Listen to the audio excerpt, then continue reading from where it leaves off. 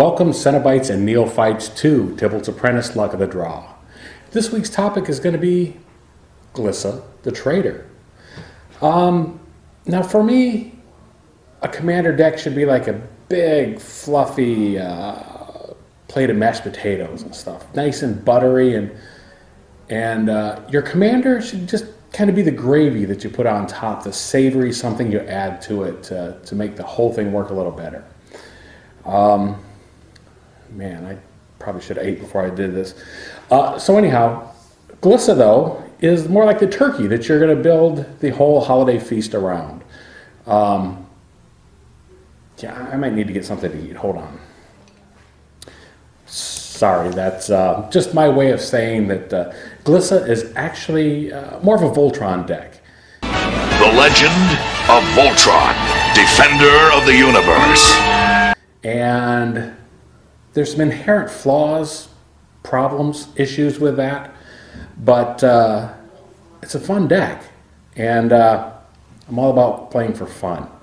So this deck initially came to me as, or I found it rather, as a budget MTG deck. And so I want to say thank you to the guys, thank you to David and everybody that works with him to make this happen. But this deck at this point, I've changed about 30 different cards in there. So is it the same deck? Is it something new? Honestly, it probably doesn't play that good that I want to take credit for it. And I think it's actually important to look at where the deck came from, because I think it's a fabulous way to build your collection and to, get into Commander. Start with a budget deck that you know works, one that's been tested, and then add more cards to it as you do. Of course, this is the time where I'm going to plug the TCG Player affiliate link, which is down there. I'm always going to tell you, shop local. Shop where you play. Spend those dollars there. It does make a difference. If you can't do that, or if they don't have what you need, you can always go to tcgplayer.com, find the cards that you want there. Use the affiliate link, and that helps us out a little bit too. But without further ado, let's talk about Glissa the Traitor and what I've done to improve the deck. Let's take a look at Glissa and see what she does. 2 green and a black for a 3/3 legendary creature with Death Touch and First Strike. Whenever a creature an opponent controls is put into the graveyard from the battlefield, you may return target artifact from your graveyard to your hand. An interesting fun effect, and made even better by some of the other cards that work well with that for a strategy. Cathar's Shield is one that I added to the deck. A Cheerio, as Max would call it.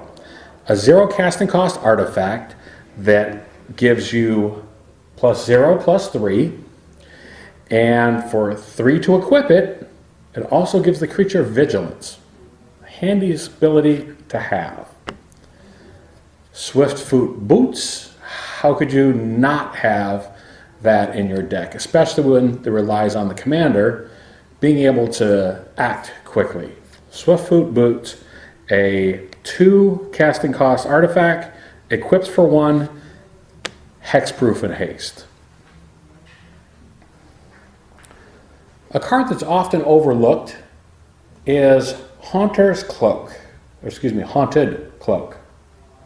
3 mana, and it gives the creature Vigilance, Trample, and Haste, and only 1 to equip it. So a couple little artifacts that I had laying around that seemed like they would go right into this deck. Well, another excuse to use that technical difficulty sign. Where were we? We were talking about artifacts for our Glissa deck. To get value for me, and to slow down the game just a little bit, I've added a pacification array. For 1 mana, you get to cast it, and for 2 mana, you get to tap an artifact or a creature. Useful for shutting down those early plays, maybe later on just to make sure that you can get through with your creature with Glissa when you need to. For just plain fun, there's a Mind Crank in the deck. For 2 mana, an artifact, whenever an opponent loses life, that player puts that many cards from the top of his or her library into the graveyard. Let's think about that for a second. Whenever an opponent loses life, doesn't really mean that I have to be the one causing that damage. Whenever an opponent loses life, that player puts that many cards from the top of their library into the graveyard. That's just fun. Well, fun for me anyhow. A useful addition to any deck, if you have the money, is a Solemn Simulacrum. Really goes without saying, but for those that are new to the game, 4 generic mana for a creature that's a 2/2. When he comes onto the battlefield, you may search your library for a basic land card, put it on the field tapped. When he dies, you also get to draw a card. Very useful to have. Some of these other ones are artifacts that maybe haven't been used elsewhere because I was still kind of trying to stick with a budget theme. You don't see some of these cards, and some of these cards you just don't have a place anyplace else. For example, Horns of Ramos. For 3 mana, I get to add a green to mana pool. And I can also sacrifice the Horn of Ramos to add a green to the mana pool.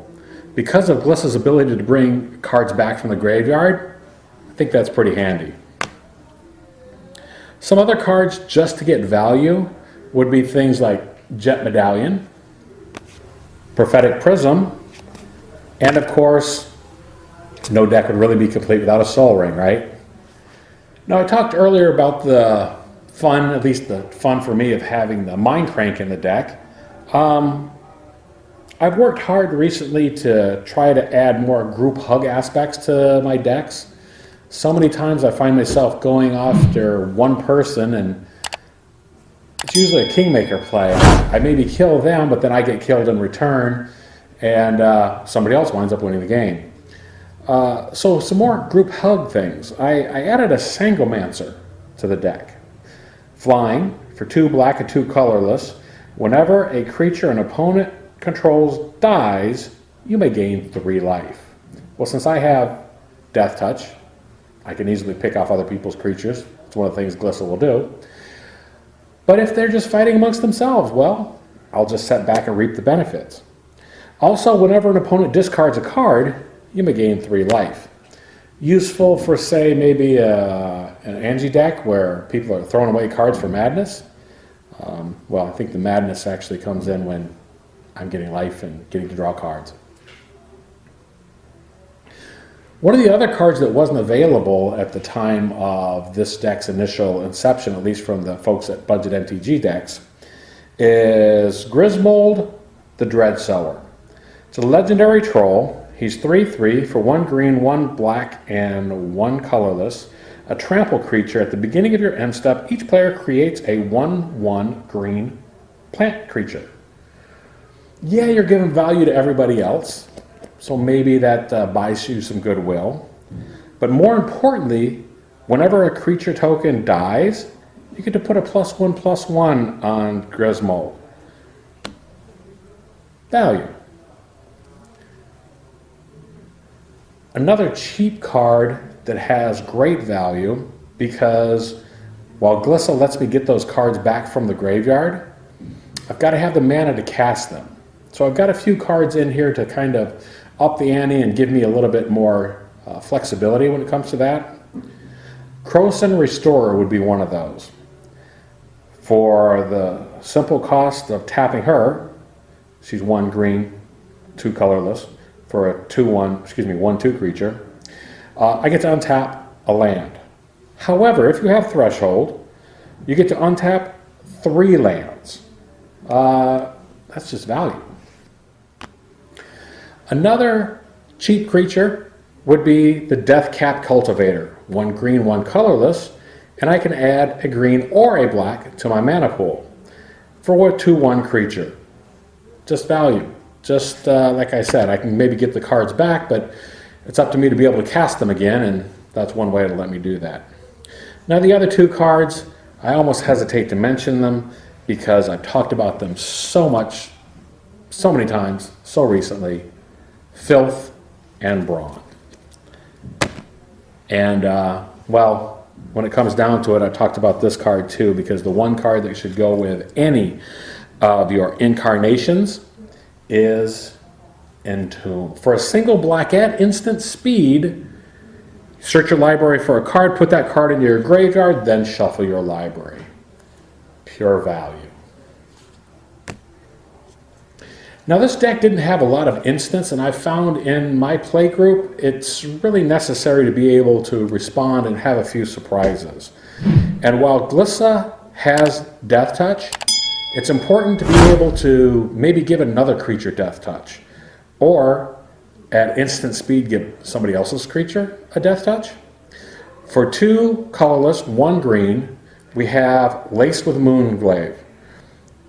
Your target creature gains Death Touch till end of turn, and they get to draw a card. Another cheap casting cost, valuable card that I thought I should add to the deck. I talked about the importance of being able to have mana. Being able to get mana at instant speed, key. Early Harvest for 2 green and a colorless. Target player untaps all basic lands he or she controls. I've got something like at least 24 basic lands in there. So, yeah, it's a good card to have. Another instant speed card that's just valued is Cast Down. Everybody's seen it, everybody knows it, but short of a legendary creature, it's important maybe to be able to get through or to help somebody else out at the table. At this point, we're maybe talking politics. Again, it's a Voltron deck. We know that Glissa is going to be a target. You having that on the battlefield is going to be a target. So think about maybe playing some of these cards to give you goodwill towards somebody else, or to gain goodwill from somebody else. You know what I mean. Another card that's become aware of recently is Reap. For 1 green, 1 colorless, return any number of target cards from your graveyard to your hand. You cannot choose more than the number of black permanents target opponent controls. Depending on your play group, that could be a lot of cards. Now I've rushed through the cards kind of quick here, but some of the other things that I found, especially in my play group, is I need to be able to control the board. I need to be able to clear the board. I need to be able to take cards away from players so that I can have Glissa on there and then pick them off one at a time. To help reset the board, I've got cards like Mutilate. 2 black, 1 colorless. 2 black, 2 colorless. All creatures get a -1/-1 till end of turn for each swamp that I control. Another card, Black Sun Zenith. 2 and X, 2 black and X. Put X 1/1 counters on each creature. Shuffle Black Sun Zenith back into its owner's library. The importance of being able to put counters on something is immeasurable, because so many times there are creatures that are still going to survive. They're going to survive something being destroyed. It's going to survive any number of ways. But being able to put -1/-1 counters on it might be just the ticket to get you through. When we talked before about keywords, Buyback was one of those cards that was important. And Disturbed Burial is one of those cards that has buyback, that it's relatively cheap, 5 mana. I mean, that's a lot for a single card, but if you get to keep using it over and over again, 1 black, 1 colorless, return target creature from your graveyard to your hand. But that 3 colorless mana, if you've got it, to be able to buy that spell back and do it again, it's priceless.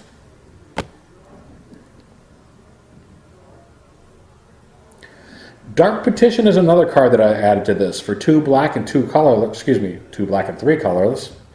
Got to learn how to count. I need more fingers maybe. Search your library for a card, put that card into your hand, then shuffle your library. If you have Spell Mastery, which isn't too hard to get, at least not in this incarnation of the deck since I've upped the sorceries and instants. If there are 2 or more instants or sorcery cards in your graveyard, I get to add 3 more mana to my mana pool. The ability to recast is a necessity in this deck. Like I said, it's great that you can bring back any kind of artifacts, including some of my lands. By sacking artifacts and stuff, you can get different effects, but being able to cast them and having more mana to do it is key with this. Cultivate is another card that I added in here. 1 green, 2 colorless. Search your library for 2 basic land cards, reveal them, put them 1 into the battlefield, 1 into your hand, and then shuffle your library. Ramp, ramp, ramp. Not a whole lot else to say about that. Gaia's Blessing is another card that's invaluable in this because you may find that you're missing a piece of your puzzle, a piece of the combo, a piece of what Glissa needs to really work. Gaia's Blessing, an easy way to get it back. And for the final card, Retreat to Khazad-dûm. So this doesn't have a lot of enchantments on this deck. As a matter of fact, this is the only one. Well, there is one other one, but I had a hard time deciding what to add. After talking with Max a couple episodes back, I thought a Spore Frog might be helpful, being able to cancel out all the combat damage for a single turn. If I have the Disturbed Burial, I could maybe bring it back, but at that point I'm waiting for 2 cards to get an effect, and it's got to happen in the right order, and I've got to have access to both of them. Instead I went for this enchantment. For 1 green, 2 colorless, I have a landfall trigger. Whenever a land enters the battlefield under my control, I get to choose one. I can put a +1/+1 on a creature, or I can gain 2 life. The fact that I have artifact lands and can sack those and get them back with Glissa means I can maybe get more value out of that landfall trigger than just like I could with that Spore Frog. It would be great for a situational type play, but the more general plays you have ready to make in a commander deck, I think the better your overall win rate's going to be. Having said all that, thank you for joining me here at Tibalt's Apprentice, and why don't you join me in person? Let me talk about your favorite deck, what cards you think are useful, and what cards are winning you commander games. In the meantime, like, comment, and subscribe, and stay tuned for some upcoming surprises that we have for the month of January.